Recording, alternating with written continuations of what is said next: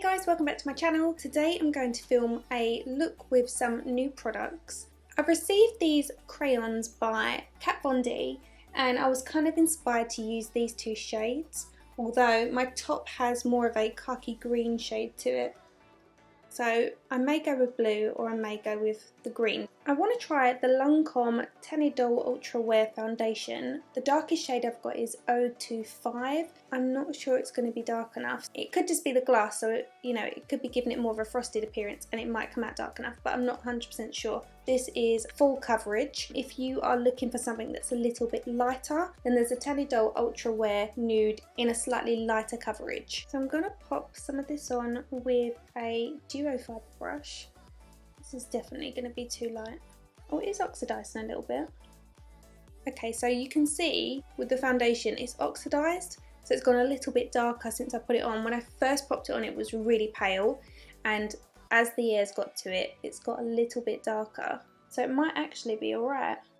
A really nice scent to it, but it is fragrance, so if you don't like fragranced foundations, then you might not like this. I always find with French brands that they tend to have a lot of scents to their products. I never tend to get on with Chanel products because they're too strong in their scent that my skin doesn't like it. This is beautiful. It looks just like skin, and when we say full coverage, it's realistic full coverage. What you should expect from a foundation, not something that masks your skin, but instead covers all your blemishes and literally looks like skin, doesn't look like you're wearing foundation. So you only need a very light amount of this because it does cover really well and it doesn't look like I'm wearing anything.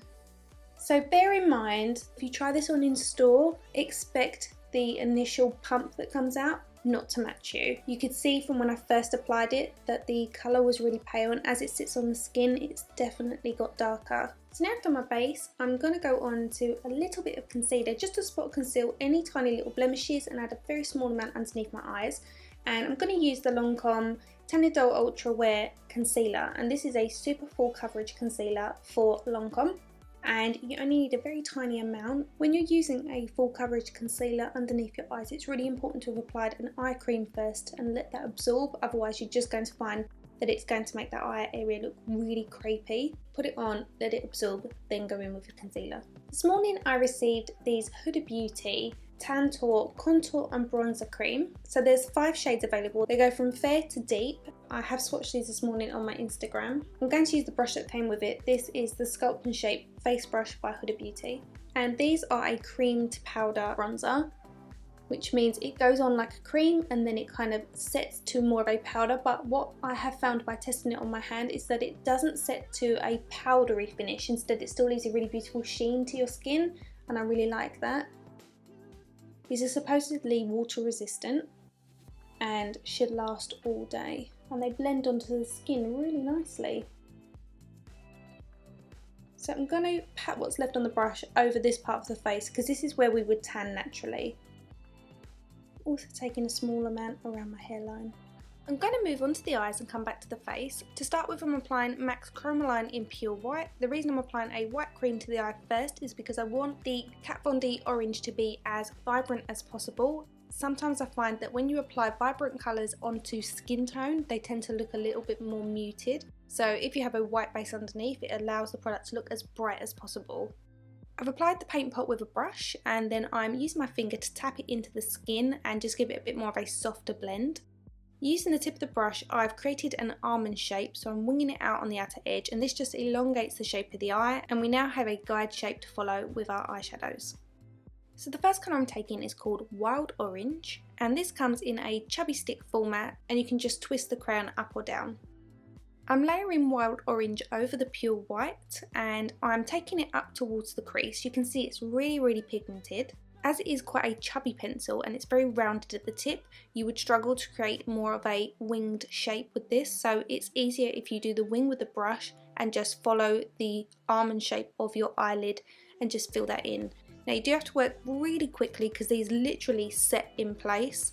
To create a bit more of a blend through the crease, I found the easiest way to do this was to work the brush onto the tip of the pencil and then in small circular motions buff that onto the skin, putting the colour out in the shape that you want to create. Here that's exactly what I'm doing. I'm buffing the colour outwards to create a bit more of a sharp wing, and then feathering the colour upwards at the socket line. Now you don't have to be too neat about this, it's just to make sure that there's no harsh edges. We will be going over this with an eyeshadow to create a bit more of a blend. I'm dipping into my Certifeye Affinity palette and I'm taking the shade Enam.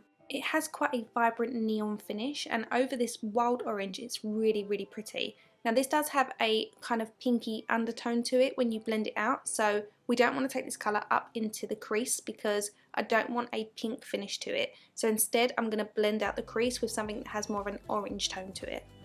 You can see here the pink tone that's coming off of that, so that's why I decided not to take it any higher. Going back into the palette, I'm taking the shade Shonagh, and on a small detailer brush I'm buffing this over the seam, and this is going to be the colour that we gently fade up. This is also known as a transition shade, and we're going to be transitioning this into the skin tone. I don't want to close the space between the eyebrow and the lid colour any more than it already is, so instead of fading the colour up towards that brow bone, I'm going to continue just to buff directly over where I've placed it until it becomes soft. So you can see now we've created more of a sunset gradient. Going back to my Technicolor crayon set, I'm taking the electric blue shade and I'm running this underneath those lower lashes from the very inner corner, and we're also going to run that directly underneath the wing on the outer edge. The reason I'm not applying a white shade underneath is because we're actually going to transition this colour into more of an aqua teal tone using an eyeshadow over the top. And as this sets in place, this will be a great base for the eyeshadow. I'm going into the Tropic Wonders palette, also by Certifeye, and I'm taking this shade which is called Bermuda. Going in with another small detailer brush, I'm buffing this over the top, and as you can see it creates a really beautiful kind of cross between teal and an aqua shade. It's like a vibrant teal. So that's going right to the very inner corner of the eyes, and then also I'm using the brush on the very tip to create that wing. Just clean the brush off onto tissue or the back of your hand and then just buff over the seam so it's nice and soft looking. I decided I wanted the eyeshadow to fade down into a light khaki tone, just to kind of match my top, so I put the tip of the brush into a small amount of concealer and I'm just buffing that over the edges, and that's creating a really beautiful gradient. Along my waterline I decided to apply a black kohl pencil. This one is Black to Earth Graphic Eyes Pencil by ZOEVA. I'm also making sure I run that between the lower lashes and then taking an angled liner brush that's quite stiff, and I'm blending that between those lower lashes and fading it down a little bit so it looks a bit more smoky. And then also smoking the top lash line very close to the root of the eyelashes. The one I'm using is Black is Black by Natasha Denona. It is my ultimate favourite. It's one of the only blacks I've ever found that doesn't have either a blue or a green undertone when it's blended out. Instead it just fades to a really nice grey. I'm taking this all the way across that lash line and also pulling it out a little bit onto the wing. Once I've placed the initial colour down, I'm using the tip of the bristles to feather the colour up, but very slightly, so it just creates a very soft appearance. It doesn't look like it's a harsh line. I'm now applying my favourite Louboutin mascara, and you do need to be super careful not to print it on your top lid like I have done here. If that happens to you, just allow it to dry and then knock it off. I'm using these Easy Lashes by HUDA Beauty in the style Harmony, and these are in individual sections, which makes applying them so super easy, and it also enables you to be able to layer them, so if you want a fuller outer wing then you can do so. What's great about this type of lash is also if you have slightly smaller eyes and you find that eyelashes are normally too long for you, then just apply 3 sections. I have done my eye makeup, so on my cheeks I'm going to apply a small amount of Cha Cha Tint by Benefit. I'm going to apply a small amount to my IT Cosmetics Heavenly Luxe Complexion Perfection brush. I'm going to dab a small amount on both cheeks, wipe the excess off onto tissue and then pat that onto the cheeks. It's quite a festival look. I'm off to Greece on Tuesday, so I'm feeling the holiday vibes. I think for lips I'm going to go in with my L'Oreal Sexy Balm again. I know I've used this a few times in tutorials, but I really like it, and I like how kind of subtle it is. Because we have got a lot going on the eyes, we only want a subtle colour on the lips. I'm just going to enhance the bronzer with a small amount of the Chocolate Soleil bronzer by Too Faced. Just on the areas that the sun would hit. Tempted just to put in a couple of faux freckles. I'm going to use my taupe pencil by MAC. This is kind of like a tint, so they work quite well for freckles. My mum always used to get freckles on her nose. She hated freckles, but I always thought they were really endearing.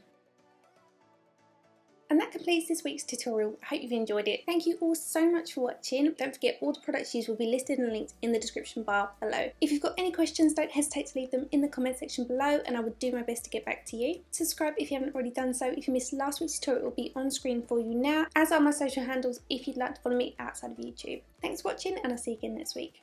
Bye!